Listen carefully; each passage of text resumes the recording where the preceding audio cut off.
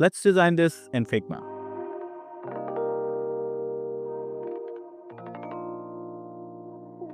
Pretty cool, right? Well, let me show you how. But before that, make sure to check out the source Figma files in the description of this video and follow along. All right. So in this file, I have our logo and the colors that we're going to be using. And if I use any shortcut keys, they will appear here in this corner. Now, let's begin with creating a frame. Let's create a iPhone 16 frame and let's give it a gradient just like this. For the first color, I'm going to use this purple color. And for the second color, I'm just going to select this eyedropper and select the blue color. Perfect. Now, for the next step, let's select this ellipse tool right from here and draw a circle. To be exact, let's give it a width of 160 and height of 160 as well. Now, let's select this and give this a white color. And let's center align this into our frame. Perfect. Now let's select our logo and bring that inside our frame as well and center align it inside the circle. All right, so next step is draw a spinner. For that, I'm just gonna draw a circle just like before and give it a width of 140 and a height of 140. And now let's zoom in and you'll see this arc option here. Just drag it just slightly, just like this, and then click this ratio button and drag it outside to make it into a spinner, just like this. Now, to smooth the corners, I'm just going to give this a corner radius of 999, and now it looks smooth. That's perfect. Now, I'm going to give it a linear gradient. Actually, I'm going to give it a angular gradient. And for the first color, what I'm going to do is I'm going to select this eyedropper and select this purple color. And for the second color, I'm going to choose white. I'll tell you what I mean by that. So for the white, I'm going to give it a 0% opacity so that it fades out. And now I click in the middle of these two colors, create a new color and select this blue color and give this 100% opacity, just like that. Now, you want to drag this angular radius angle and just set it on the right hand side, just like this. And finally, you have to reverse the gradient by this button here. And there you go. We have a beautiful spinner ready to use. Now select this spinner and click this button here to create a component. Now we want to add a few variants to it.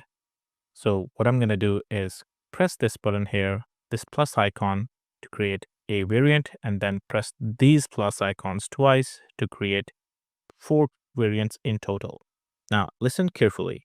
At this stage, it's going to be a little tricky. So we want to modify these variants to make it look like a closed loop. To do that, all you got to do is select one of these variants. So let's select the second one first and go inside the variant and select the shape. This is very important to select the shape inside the variant and give it an angle of 90 degrees so that it rotates like 25%. Then again, in the variant 3, make sure to select the shape inside the variant. And now 90 plus 90, which is 180, I'm going to give it 180. And then for the third one, again, select the ellipse inside and give it 270. It will say that it is minus 90, which is perfectly okay. It's a closed loop. Let's give it an animation. Select this, go to prototype, and drag this animation right from here to the second one first. From first to second, trigger would be after delay, and delay time would be 1 ms so that it plays automatically. Copy the rest of the settings as it is. The animation is smart animate, the curve is linear, and the duration is 300 ms. Now, let's select the second one and drag the animation from second to third. Again, the trigger will be after delay and delay of 1 ms. The rest of the settings are same. Now from the third to fourth, set the trigger to after delay of 1 ms, and the rest of the settings are same. And finally, from the last one, we want to close the loop. So I'm just going to drag from last one to the first one. Again, the same settings after delay 1 ms and the animation would be same. Now, all we gotta do is copy this, and I'm gonna select this frame and paste the first variant here, and I'm gonna center align it just like so. Now it should work. Let's preview it to test it out. Before we preview, I just want to say thank you for your continuous support to this channel. And if you like this video, please give this video a thumbs up and subscribe to the channel. This means a lot. Your appreciation means everything to me. So hit that subscribe button and let's continue. Let's click this play button to preview. And there you go. It is looking perfect. Now let's continue with our animation. For the second part of this animation, we're probably gonna need another frame. So I'm just gonna put this on the side. I'm just gonna drag this frame by holding the Option key or Alt key on Windows to duplicate it. Now select the ellipse, this white ellipse, and scale it equally, proportionally by holding the Option key on Mac or Alt key, just like this, so that it goes beyond this frame.